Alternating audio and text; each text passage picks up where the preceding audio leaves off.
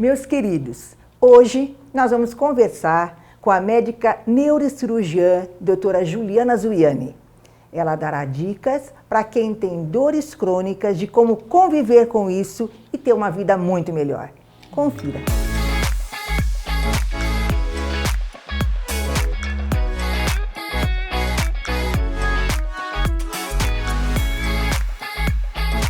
Muito obrigada, Juliana Zuiani, pela sua presença aqui hoje. É uma honra, uma alegria muito grande recebê-la.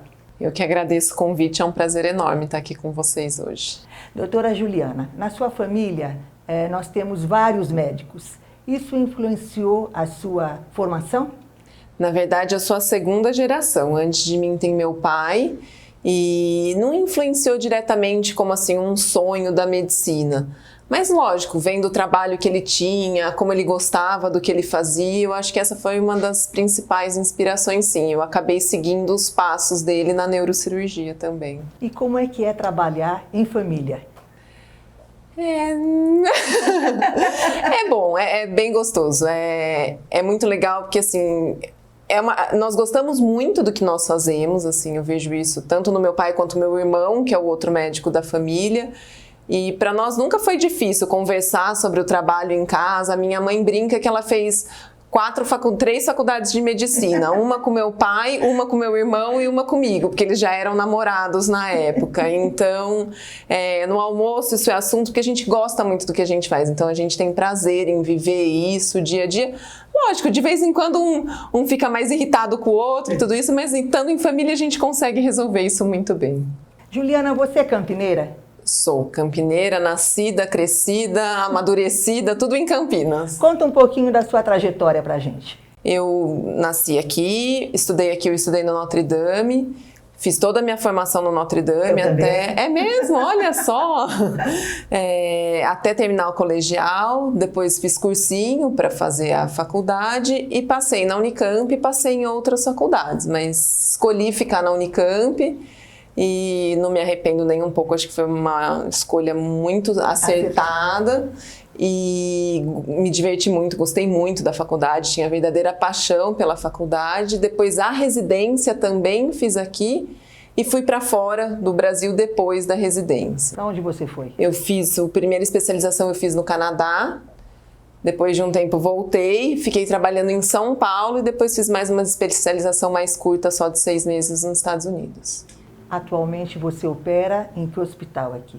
Aqui em Campinas eu opero principalmente no Hospital Veracruz, opero um pouco no Hospital da PUC também e opero em São Paulo alguns pacientes que eu tenho ainda da época que eu trabalhei lá e alguns também da região que preferem ir para São Paulo por comodidade de família, alguma coisa assim. Mas aqui em Campinas, principalmente no Veracruz. Eu sei que a área médica é uma área que a pessoa tem que se dedicar e trabalhar muito. Você tem momentos de lazer? Tenho, eu acho que é fundamental, principalmente dentro da medicina, a gente conseguir desligar e recarregar, porque quando a gente está lá, a gente tem que estar com concentração total. Então eu tenho bastante momentos de lazer, eu gosto muito de esportes, eu gosto de cinema, eu gosto de cozinhar. Ah, que delícia! Então eu procuro, assim, quando eu não estou trabalhando e estudando, que eu tenho tempo dedicado a isso, eu desligo, eu realmente desligo. Qual é o seu prato predileto? Nossa, bife à milanesa. Ah, que delícia! Uma coisa bem simples, mas nossa, eu adoro bife à milanesa. E é você quem prepara, você quem faz? Nunca fiz. Não. A minha avó faz um que é o meu favorito, a minha mãe replica o da minha avó e o meu marido faz também um que é delicioso. São os 3 favoritos. Que delícia! E a parte de lazer? Eu gosto muito de esporte, atividade física, então desde de pequeno eu jogo tênis. É um esporte que eu gosto, mas gosto muito de academia, gosto de caminhada, gosto de corrida e agora esse que tá na moda, o beach tênis, eu gosto de brincar, não treino, não faço aula, mas acho que pelo tênis eu tenho uma facilidade e acabo praticando. Então você tem fôlego para aguentar dezenas de horas no centro cirúrgico. Eu acho que esse histórico esportivo aí me ajudou muito, porque tem cirurgias que a gente não é só preparo mental e técnico, é um preparo físico mesmo, porque são horas em pé, é bastante cansativo, a gente precisa manter a precisão, algumas cirurgias a gente precisa fazer força, então eu acho que sim, acho que as coisas andam juntas aí. Juliana, o que há de mais moderno em relação a tratamento, a cirurgias na sua área de atuação? Dentro da neurocirurgia tem muitas inovações nas diversas áreas que a gente pode pensar, como tumor, como cirurgia vascular, a cirurgia funcional. A minha área de especialização principal é a cirurgia funcional, que é aquilo que trata, as cirurgias que tratam Parkinson, cirurgias para tratar dor, outros distúrbios do movimento como tremor essencial, distonias, que são condições que limitam bastante o paciente. Então, essa área da neurocirurgia funcional, ela teve um avanço bem grande na última década e hoje ela vem crescendo, sem tantas inovações nos últimos anos, mais coisas técnicas.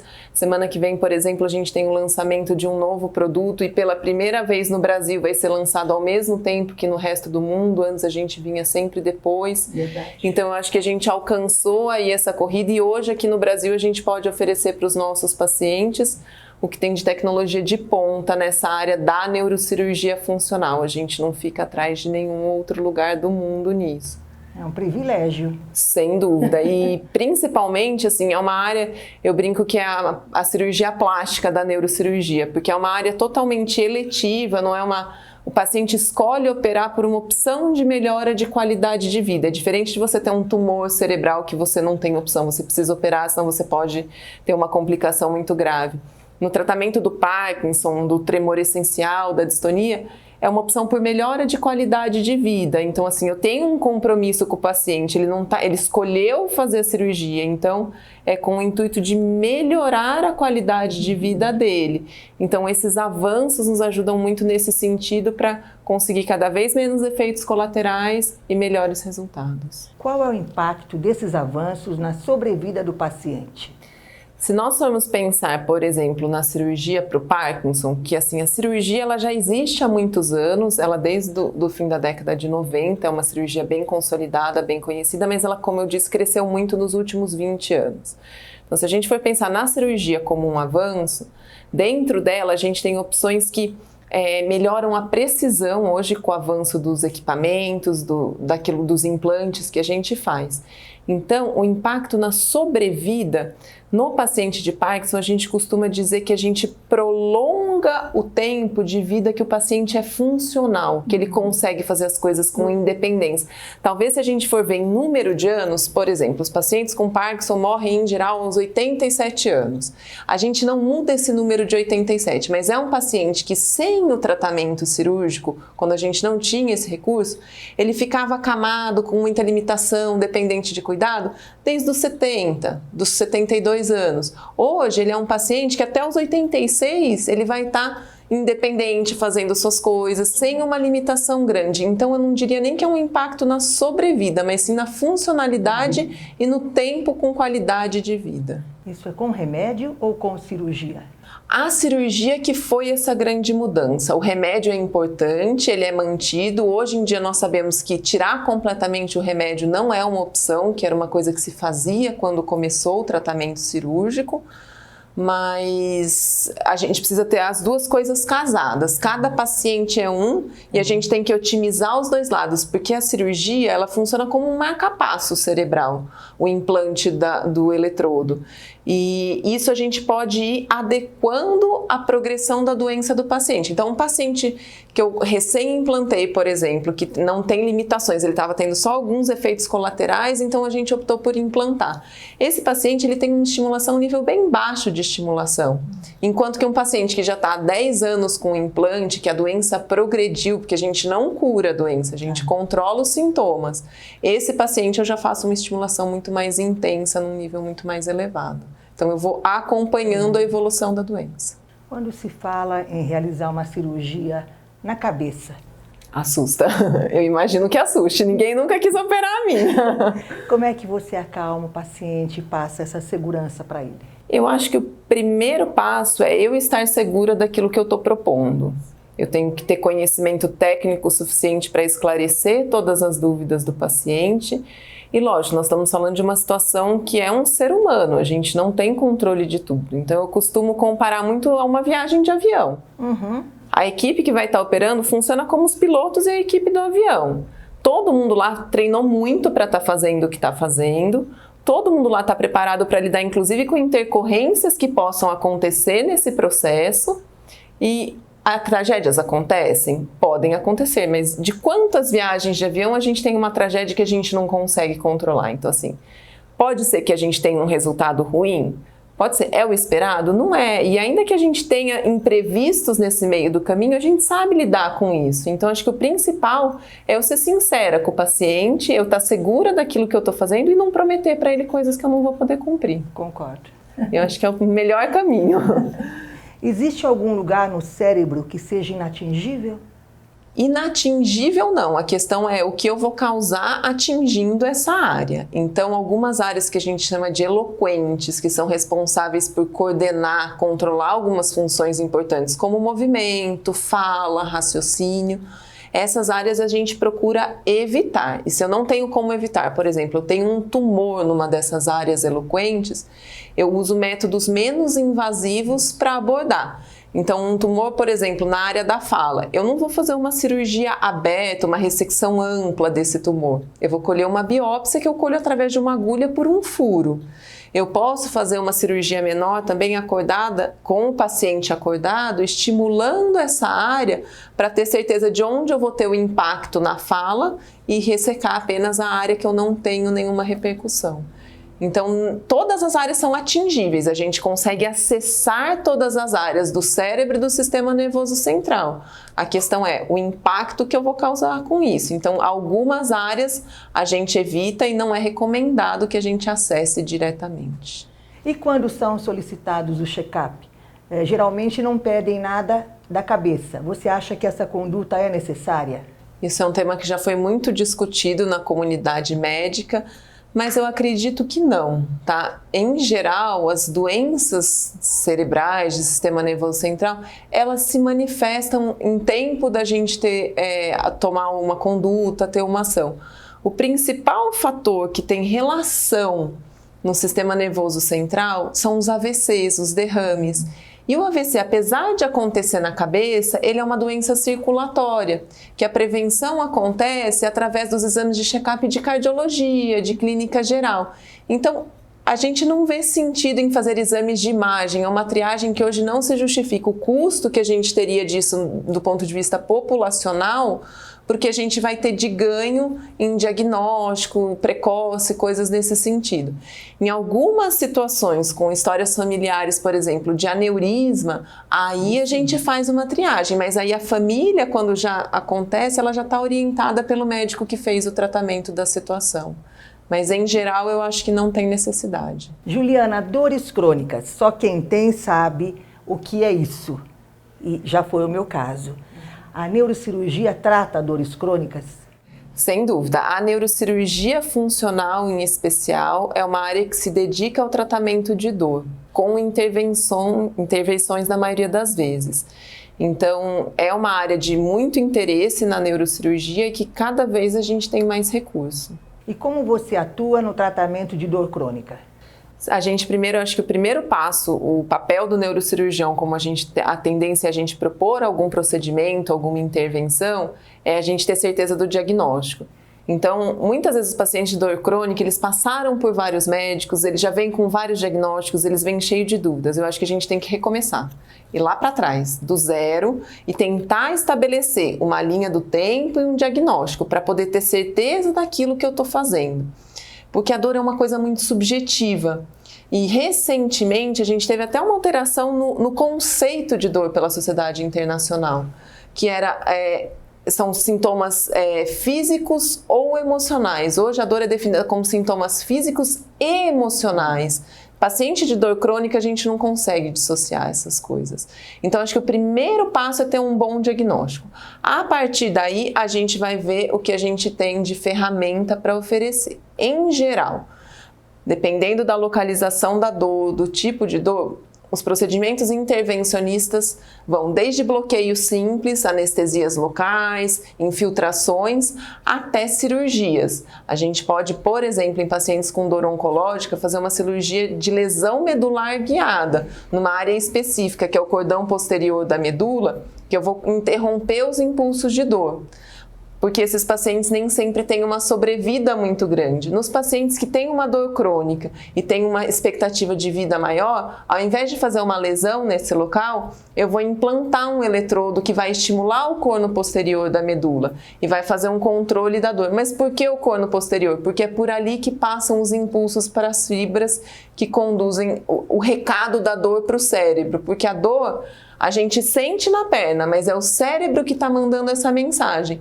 Então, o nosso trabalho, do ponto de vista funcional, passa por enganar o cérebro nesse cenário. E os pacientes de dor crônica, muitas vezes, eles já não têm mais a lesão estrutural. Elas partiram, é uma alteração do sinal dentro do cérebro, da neurotransmissão. Eu acho que todo mundo quer saber alguma dica para controlar esse tipo de dor. Você pode passar para a gente? Vamos lá. Nem sempre é uma missão muito fácil, mas algumas coisas são bastante importantes para os pacientes que têm dor crônica. E não passam por questões de intervenção, não são coisas complexas, são coisas simples. Primeira coisa que o paciente de dor crônica precisa, uma rotina. Quando sai da rotina, quando tem muitas coisas, assim, ele não consegue ter uma organização, isso atrapalha muito. Paciente de dor crônica, uma coisa que hoje se fala muito é em estilo de vida, qualidade de vida. Então, ele é uma pessoa que precisa ter uma vida o mais saudável possível. Saudável em que sentido? Ele não precisa ser um super atleta, ele não precisa só comer salada, mas ele tem que entender o fluxo, por exemplo, de quais alimentos são inflamatórios, quais alimentos são anti-inflamatórios.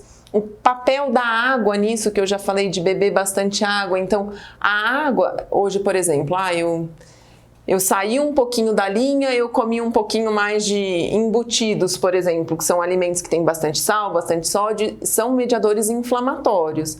Então, hoje eu vou beber mais água, porque isso ajuda. Eu comi muito no almoço uma coisa que eu não devia, que não é o adequado. No jantar, eu vou comer mais fibra, eu vou comer uma coisa mais leve. Eu vou lembrar de me hidratar nos próximos 2 dias. Então, além do que a gente já sabe que todo mundo deve ter de beber bastante água, o paciente de dor deve beber mais ainda, tá? Porque é uma situação de inflamação que o paciente de dor tem. O paciente de dor tem que ter um sono de qualidade. Então, muitas vezes a gente fica dando remédio, passando, e o paciente tem uma alteração do sono.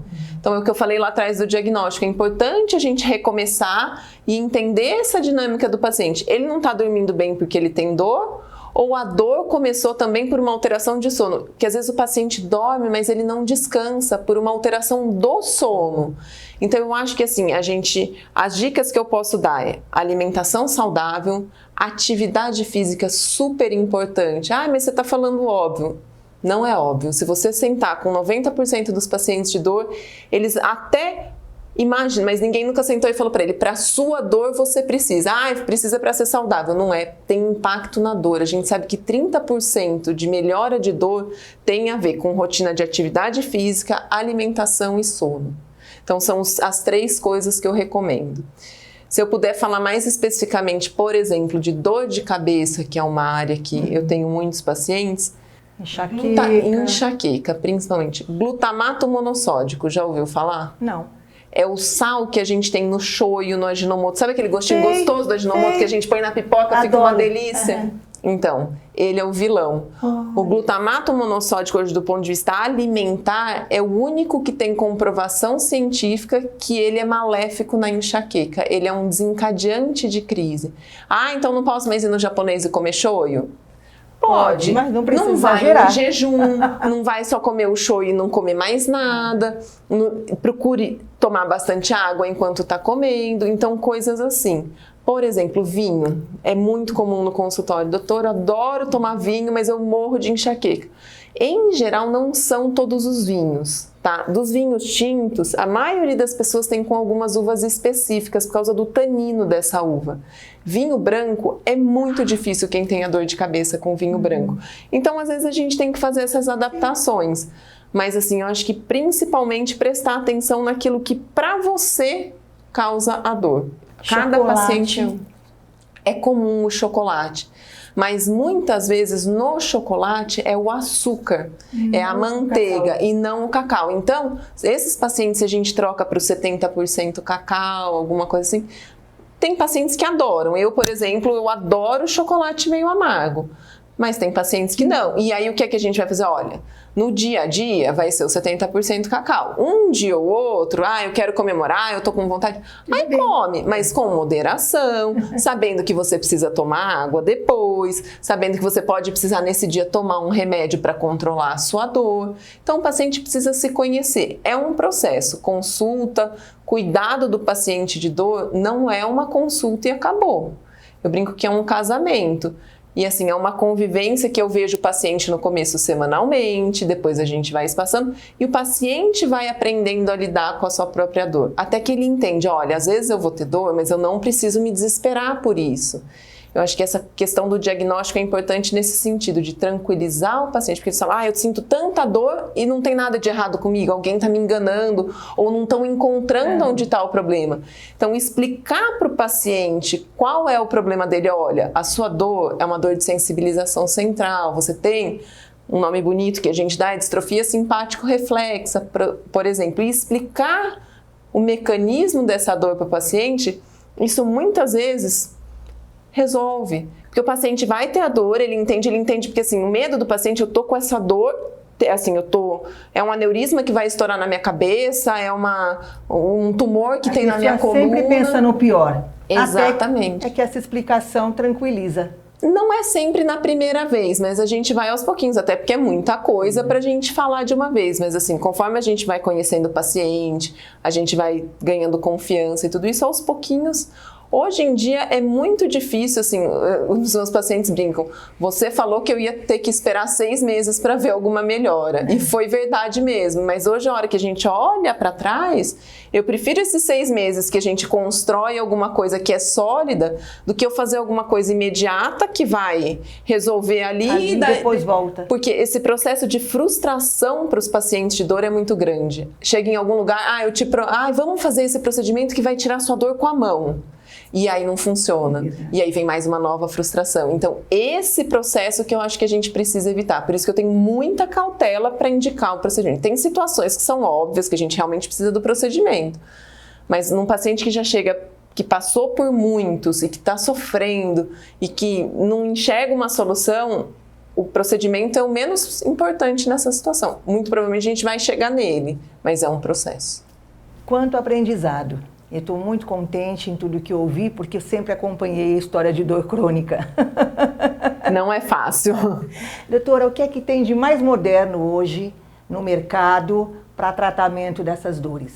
Se a gente não for pensar do ponto de vista de procedimento, que aí são os equipamentos que evoluem e não tem nenhuma grande novidade nos últimos anos, tem algumas coisas que hoje a gente ainda desenvolve em pesquisa, mas que não está muito bem estabelecido. Hoje o que vem ganhando muita força é o uso do cannabis medicinal para o tratamento da dor. Então é uma modalidade que vem crescendo, ainda não tem uma aprovação formal, mas inclusive pela Anvisa a gente consegue em alguns casos a autorização, é um processo bem simples, mas que precisa ser controlado por conta do uso, não tem a produção ainda nacional dessa medicação e a gente precisa pedir a importação. Mas é uma medicação bastante segura quando bem utilizada, e aí você me pergunta o que seria bem utilizada. Por que que a medicação é segura e o uso da erva recreativo não é?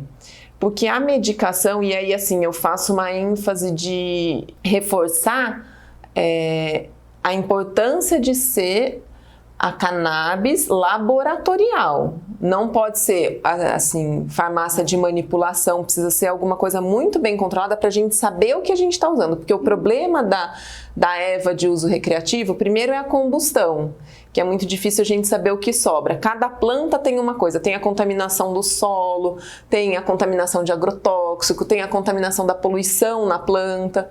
Então a gente não sabe. E nessa combustão sobra muito THC, que é um princípio ativo que a gente tem no cannabis, e pouco do CBD, que é outro princípio ativo que é o principal usado hoje como do uso medicinal. Então, no tratamento da epilepsia, no tratamento de dores crônicas, e tem outros derivados também, tá? Então, o equilíbrio disso no uso farmacológico que é o importante. É importante a gente saber o que a gente está usando. E esse remédio é só importado? Hoje ainda é aprovado pela Anvisa a importação. Antigamente, assim, até antes da pandemia, era quase que ilegal. Sim, a gente trazia, ilegal. os pacientes traziam escondidos na mala. Mas hoje não. Hoje já é aprovado pela Anvisa o uso, a importação é legalizada. É um processo bem mais rápido do que era antes, mas a gente ainda não tem produção nacional. Encontra na farmácia também algumas formulações de uso laboratorial, mas ainda não tem produção nacional, é só importado. Muito obrigada pelo seu tempo, pela sua presença, por esse aprendizado maravilhoso que eu tenho certeza que quem está nos assistindo também aprovou. E eu espero que você volte mais vezes. Eu adorei, pode me convidar, eu agradeço muito o convite, foi muito gostoso estar aqui. Obrigada e até breve. Até mais. Eu espero que vocês tenham gostado do Entrevistas de A a Z. Nós temos muitas novidades que virão por aí. Se inscreva no canal e assim estaremos sempre juntos.